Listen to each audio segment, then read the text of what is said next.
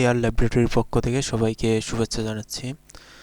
তো আজকে হচ্ছে ক্লাস নং 2। তো আজকে আমরা ডাটা টাইপ এবং ভেরিয়েবল নিয়ে কথা বলবো। তো ডাটা টাইপ এবং ভেরিয়েবলের প্রোগ্রাম আজকে আমরা দেখব। তো সর্বপ্রথম কোড ব্লক সফটওয়্যারটি ওপেন করে নেবেন। কোড ব্লক সফটওয়্যারে ডাবল ক্লিক করলে কোড ব্লক সফটওয়্যারটি ওপেন হয়ে যাবে।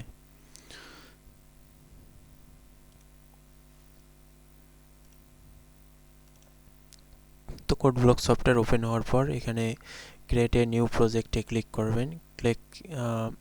এরপর কনসোল অ্যাপ্লিকেশন সিলেক্ট করে গো এবং নেক্সট, এবং আমরা যেহেতু সিতে কোডিং করব তো সি সিলেক্ট করার পরে নেক্সট, এবং এখানে প্রজেক্ট টাইটেল আজকে আমরা শিখতেছি ডাটা টাইপ এবং ভেরিয়েবল। তো এখানে যে কোনো নাম দিতে পারেন, বোঝার সুবিধার্থে আমি দিচ্ছি ডাটা টাইপ, ক্লাস হচ্ছে 2। তো এরপর নেক্সট। তো আরেকটা জিনিস এখানে দেখেন, এখানে 3 ডটের উপর ক্লিক করলে আপনারা কোথায় সেভ করবেন সেই লোকেশনটি এখানে সেট করে নেবেন, যে হার্ড ডিস্কের বা এসএসডির কোথায় সেভ করতে যাচ্ছেন প্রোগ্রামটি। তো এখানে এইভাবে সিলেক্ট করার পরে ওকে দেবেন, এরপর নেক্সট এবং ফিনিশ। এরপর সোর্স ফাইলে ডাবল ক্লিক করলে দেখতে পারবেন এখানে main.c নামের একটি ফাইল রয়েছে। তো এই ফাইলের মধ্যে একটা বেসিক প্রোগ্রাম দেওয়া আছে, অর্থাৎ ডেমো আকারে একটা প্রোগ্রাম দেওয়া আছে। তো কন্ট্রোল এস দিয়ে সেভ দেওয়ার পরে এটি আপনারা F9 চাপতে পারেন বা বুইল্ড রান চাপলে এখানে প্রোগ্রামটি রান হবে। তো কম্পাইলার একটু সময় নেবে, কিন্তু কিছুক্ষণের মধ্যে এই প্রোগ্রামটি রান হবে। তো ডিফল্ট যে প্রোগ্রামটি লেখা ছিল সেখানে লেখা ছিল প্রিন্টএফ ফাংশন, সেটার মধ্যে হ্যালো ওয়ার্ল্ড লেখা ছিল, এই জন্য হ্যালো ওয়ার্ল্ড প্রিন্ট করছে। তো আজকে আমরা জানবো ডাটা টাইপ এবং ভেরিয়েবল সম্পর্কে। তো গত পর্বে আপনাদের এই ব্যাপারে একটু বোঝানো হয়েছে যে হ্যাশ ইনক্লুড স্টুডিও এজ, এটি standard input output library function, এবং ইন্টেজার মেইন লেখার পর মেইন যেহেতু ফাংশন, এখানে ফার্স্ট ব্র্যাকেট ওপেন ক্লোজ হবে এবং সেকেন্ড ব্র্যাকেট থেকে আমরা কোড লেখা শুরু করব, এবং অ্যাট লাস্ট আমরা এখানে দেব রিটার্ন 0। তো রিটার্ন 0 দিতে হবে, এটি কেন দিলাম এই সম্পর্কে যখন ফাংশন নিয়ে আমরা প্রোগ্রাম লিখব সেই সময় আপনাদের এই বিষয়টি বোঝানো হবে। জাস্ট আপাতত মনে রাখেন যে আমাদের রিটার্ন 0 দিতে হবে। তো আমরা এখানে সেকেন্ড ব্র্যাকেটের মধ্যে কোড লিখব। তো এখন আমরা একটা প্রোগ্রাম দেখব যে প্রোগ্রামে আমরা ক্ষেত্রফল বের করতে পারবো।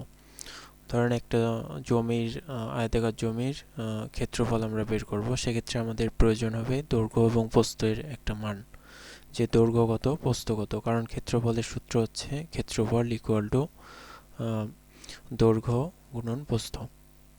তো এজন্য আমাদের জাস্ট সেকেন্ড ব্র্যাকেটের মধ্যে আমরা কোডিং লেখা শুরু করব। এক্ষেত্রে আমরা এখানে লিখব ইন্টেজার আইএনটি, ইন্টেজার লেখার পরে আমরা একটা ভেরিয়েবল নেব, ভেরিয়েবলের নাম নিলাম হচ্ছে ভলিউম নামের একটা ভেরিয়েবল নিলাম, VOLUME।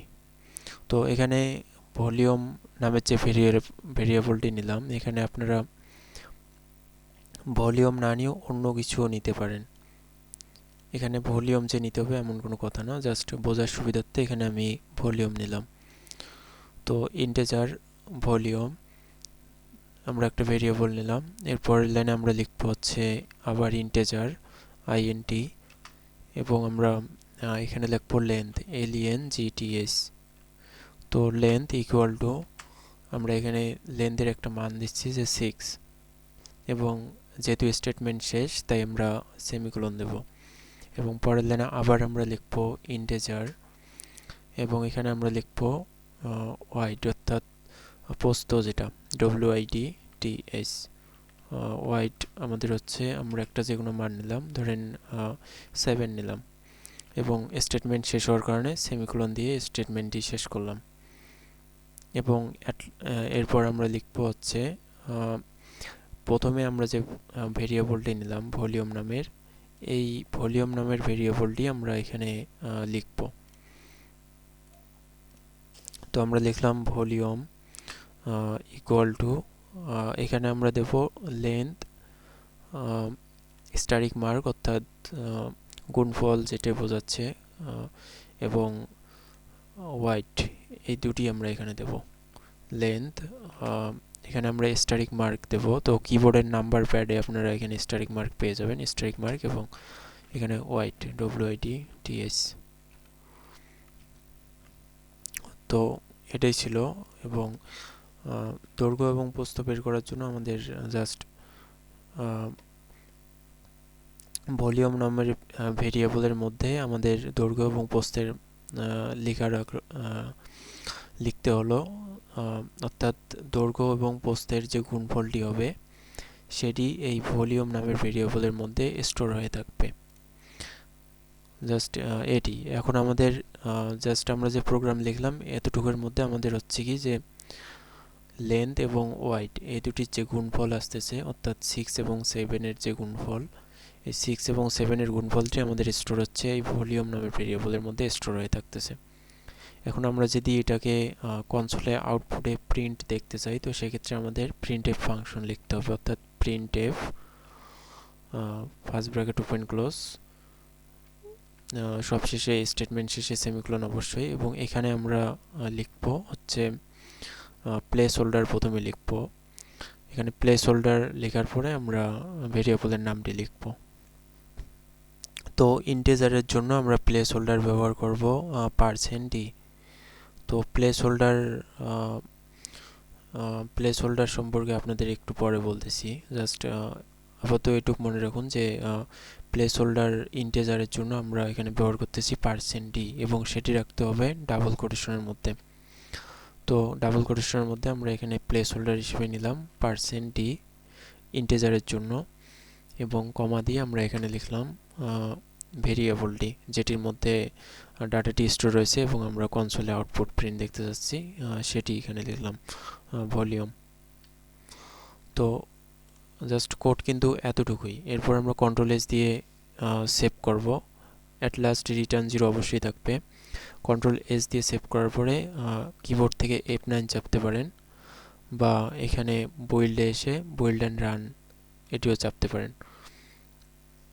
তো এটি যখন চাপা হবে তখন কিন্তু প্রোগ্রামটি আমাদের কনসোলে আউটপুট প্রিন্ট করে দেখাবে। তো এখানে দেখেন আমাদের আউটপুট প্রিন্ট করে দেখাইছে 42, অর্থাৎ 6 এবং 7কে আমরা যদি গুণ করি সেক্ষেত্রে আমাদের কিন্তু গুণফল আসতেছে 42। জাস্ট এভাবে আমরা কিন্তু ক্ষেত্রফল বের করতে পারি। এই কাজটি আমরা ক্যালকুলেটরে যেভাবে কাজ করি, তো ক্যালকুলেটরের কাজটি আমরা সি প্রোগ্রামিংয়ে এখানে কোডিংয়ের মাধ্যমে করে দেখলাম। তো প্লেস হোল্ডার সম্পর্কে আপনাদের একটু বলি। প্লেস হোল্ডার লিখে দেখাচ্ছি, তো তাহলে বুঝবেন ব্যাপারটা। তো স্ক্রিনে আপনারা একটু খেয়াল করুন জিনিসটা, এখানে লেখা হয়েছে ইন্টিজার ইকুয়াল টু %d, অর্থাৎ ইন্টিজারের ক্ষেত্রে আমরা প্লেস হোল্ডার হিসেবে ব্যবহার করব প্রিন্টএফের মধ্যে %d। তো যেমনটা আমরা এখানে % ইউজ করলাম। তো ক্যারেক্টার যদি এখানে আমরা লিখতাম, তো ক্যারেক্টারের ক্ষেত্রে আমরা এখানে ইউজ করতাম %c। তো ফ্লোটের ক্ষেত্রে আমরা এখানে ফ্লোট ডাটা টাইপ নিতাম, তো সেক্ষেত্রে আমরা এখানে ইউজ করব হচ্ছে %f। এবং যখন আমরা ডাবল ডাটা টাইপ ইউজ করব, ডাবল ডাটা টাইপের ক্ষেত্রে আমরা এখানে ইউজ করব %lf। আপনারা এই কয়েকটি জিনিস খাতায় নোট করে রাখতে পারেন, কারণ এটি আপনাদের পরবর্তী প্রোগ্রামগুলোতে প্রয়োজন হবে। ইন্টিজারের ক্ষেত্রে %d, ক্যারেক্টারের ক্ষেত্রে %c, ফ্লোটের ক্ষেত্রে %f, ডাবলের ক্ষেত্রে %lf। তো আশা করি বিষয়টা বুঝতে পারছেন এখন। তো প্লেস হোল্ডারটি আমরা প্রিন্টএফের মধ্যে এখানে ইউজ করব ডাবল কোটেশনের মধ্যে। তো প্রোগ্রামটি আপনাদের আরেকবার জাস্ট রিভিশন দিয়ে দেই, তাহলে বুঝতে সুবিধা হবে আপনাদের। এখানে দেখেন আমরা হ্যাশ ইনক্লুড stdoh এটি স্ট্যান্ডার্ড ইনপুট আউটপুট লাইব্রেরির মধ্যে ইনক্লুড করা হয়েছে। পরের লাইনটিও সেম, ইনক্লুড stdlib.h। এরপর আমরা স্পেস দিয়ে লিখছি ইন্টেজার স্পেস মেইন, এবং মেইন যেহেতু ফাংশন আমরা ফার্স্ট ব্র্যাকেট ওপেন ক্লোজ করছি, এবং এরপর সেকেন্ড ব্র্যাকেট দিয়ে আমরা সেকেন্ড ব্র্যাকেটের মধ্যে এই কোডটা লিখছি। তো প্রথমত আমরা লিখছি ইন্টেজার, যেহেতু আমরা ইন্টেজার ডাটা টাইপ নিয়ে কাজ করব, ইন্টেজার, এবং একটা ভেরিয়েবল নিলাম ভলিউম নামের। এরপর আমরা সেমিকোলন দিয়ে স্টেটমেন্ট শেষ করলাম, এবং পরের লাইনে এখানে লিখলাম ইন্টেজার স্পেস আমরা লেন্থ নামের আরেকটি ভেরিয়েবল নিলাম, এবং এখানে লেন্থে অ্যাসাইন করলাম 6, এবং যেহেতু স্টেটমেন্ট শেষ তাই আমরা এখানে সেমিকোলন দিয়ে শেষ করলাম।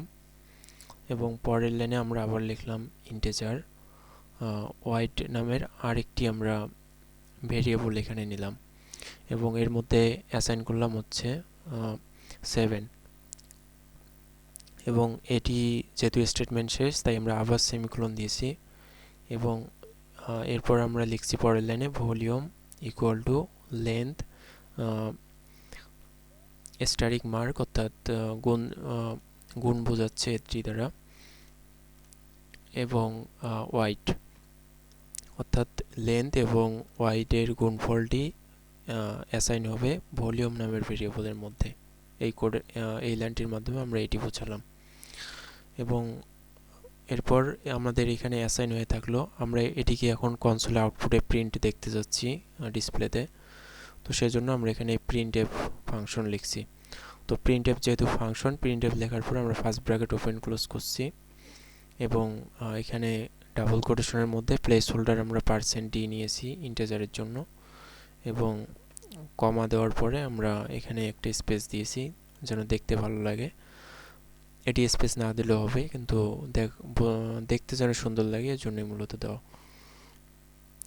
এবং এরপর আমরা ভলিউম ভেরিয়েবলটি লিখছি, যেটির মধ্যে আমাদের অর্থাৎ গুণফলটি সেভ হয়ে আছে, সেটি আমরা এখানে লিখছি যেন সেটি আমাদের গুণফলটি আমাদের কনসোল আউটপুটে প্রিন্ট হিসেবে দেখায়। তো এরপর আমরা এখানে স্টেটমেন্ট শেষে সেমিকোলন দিয়েছি। তো এখানে দেখেন প্রতিটা স্টেটমেন্টের শেষেই সেমিকোলন ইউজ করা হয়েছে, এবং সবশেষে আমরা রিটার্ন 0 লিখে আবার সেমিকোলন দিয়েছি। তো প্রতিটা স্টেটমেন্টের শেষেই সেমিকোলন দিতে হবে, নয়তো কম্পাইলার এখানে এরর দেখাবে। তো কন্ট্রোল এস দিয়ে সেভ করার পরে আমরা যখন বিল্ড এন্ড রান করতেছি, তো সেক্ষেত্রে আমাদের কিন্তু এখানে মানটি প্রিন্ট করে দেখাবে। তো এখানে আমাদের 42 কিন্তু প্রিন্ট করে দেখাচ্ছে। তো এখানে আমরা যদি মানটা চেঞ্জ করে দেই, এখানে আমরা যদি ধরেন 80 দিলাম এবং এখানে দিলাম 4, তো সেক্ষেত্রে কন্ট্রোল এস দিয়ে আবার সেভ করতে হবে, এবং বিল্ডে এসে বিল্ড এন্ড রান বা F9 চাপতে পারেন। তো প্রোগ্রামটি হলে, তো এখানে দেখতে পাচ্ছেন যে 32 দেখাচ্ছে, অর্থাৎ 8 এবং 4কে আমরা গুণ করলে গুণফল আমাদের আসতেছে 32, অর্থাৎ এটি হচ্ছে আমাদের ক্ষেত্রফল। দৈর্ঘ্য এবং প্রস্থের গুণফলই হচ্ছে ক্ষেত্রফল, তো এটি আমাদের হচ্ছে ক্ষেত্রফল। তো এখানে মানগুলো চেঞ্জেস করে দিলেই কিন্তু হচ্ছে। তো এখানে আমরা কিন্তু প্রিন্ট এফ ব্যবহার করলাম। আমরা যখন স্ক্যান এফ ব্যবহার করব সেক্ষেত্রে আমরা কিন্তু এখানে আমরা বাইরের থেকে ইনপুট দিতে পারবো, দিয়ে আউটপুট দেখতে পারবো, কিন্তু এখানে আমাদের আমরা কিন্তু প্রোগ্রামের মধ্যেই ইনপুট দিয়েছি, জাস্ট বাইরে আমরা আউটপুট দেখতে পাচ্তেছি, কারণ এখানে আমরা স্ক্যানএফ ফাংশন ইউজ করিনি। তো সামনে পর্বগুলোতে স্ক্যানএফ নিয়েও আলোচনা করা হবে। তো এখানে বেসিক থেকে অ্যাডভান্স পর্যন্ত ক্লাস থাকবে, আর আপনারা হচ্ছে যে সিরিয়াল মেনটেন করে ক্লাসগুলো দেখবেন, তাহলে বুঝতে সুবিধা হবে। এবং এখানে পার্ট বাই পার্ট এখানে বোঝানো হবে, অর্থাৎ কোন একটির পরে আরেকটি কিন্তু বোঝানো হবে, অর্থাৎ আপনারা যে একটা ক্লাস এখানে মিসিং করেন পরেরটা কিন্তু বুঝতে অসুবিধা হবে।